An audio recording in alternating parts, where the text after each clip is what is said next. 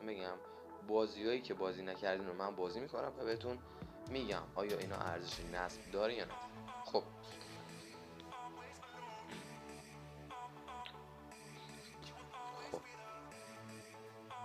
باید بکنیم. بازی خیلی پاک داره.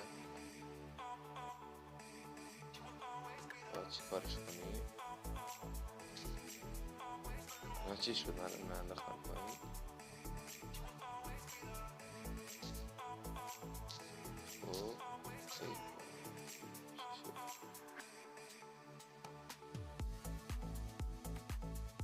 باید از مانع هایی که سری راشه ولی دستش هم دوباره خورد شد دیگه. خب این بازی هم حالا ببینم چطوریه، تازه نصب کردم ولی نمیدونم چی شد. اینجا اومدم بعد حالا اومدم اینجا هم گیر کردم. خب بازی خیلی خوبیه، حالا هر کاری میکنم این مرحله نمیدونم با چطور برم. بازی واقعا اصلا نمیره باز اینجا نه داره لوش میده. خب ولی نمیدونم چرا نمیره. شاید سبب بپری بالا نمیدونم اینا نمیشه. میپرم و میشینم نمیره. اینم بازی خوبی است بچه ها. حالا من کلن یه خورده بازی کردم از اینجا اومدم از یه بالا بید نمیشه اینجا برید. حالا میام اینجا. خب اینم بازی عالیه، حتما اگه خواستین الان اسمش هم میذارم واسهتون. این بازی هم خواستین برین دانلود کنید. خب بریم سر وقت ویدیو بعدی. هرچی داره ویدیو گذاشته باشم بریم ویدیوشو ببینیم. خب پیدا کردم البته که سر این بازی خیلی گشتم تا این بازی رو پیدا کنم برای شما بیارم.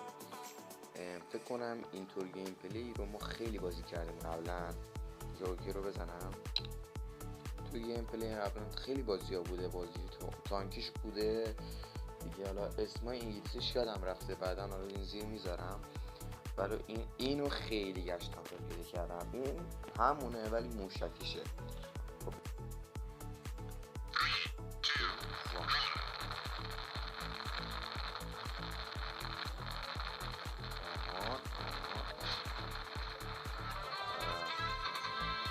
باید سریع بزنیم.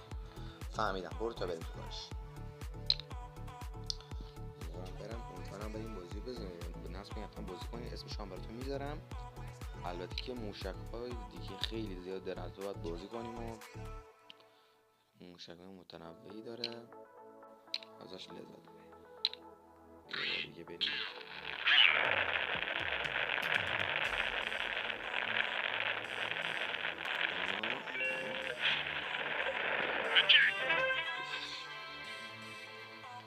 بازی خوبیه و میتونیم بازی کنیم و ازش لذت ببریم. در کل بازی خوبی بود. پس حتما سابسکرایب و لایک ویدیوها یادتون نره و حالا بریم در ادامه. کم چطور سخت میشه. ناکن به این کفه صافه بخوریش اشکال نداره ولی به این مانا بخوره میگخید. حواستون باشه.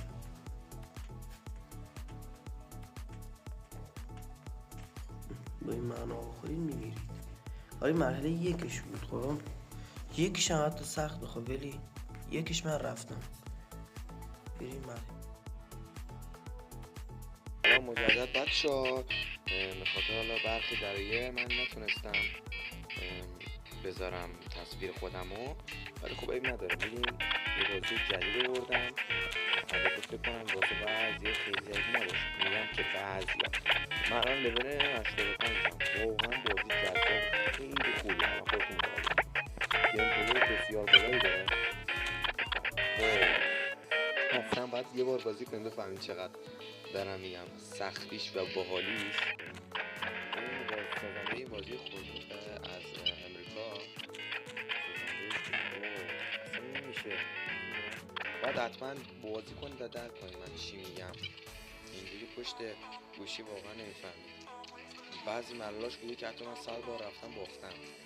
شاید فکر کنید در نگاه اول یه بازی ساده است و اصلا اینطور نیست و خیلی بازی خوبیه. پیشنهاد حتما بازیش کنید. سریع هم میاد دفعه اصلا متوجه نمیشه.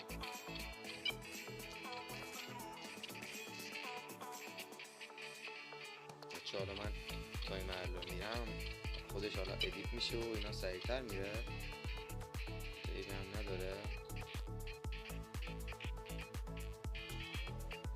اینجا میخوام حساسیت به خرج بدم. خوبه الان اینو بردم با 1000 تا بدبختی بردم. در کل بازی خوبی، امیدوارم نصب کنید بازی کنید، کیف ببرید. سرگرم کننده است اما در عین حال خیلی هم عصبانی کننده است.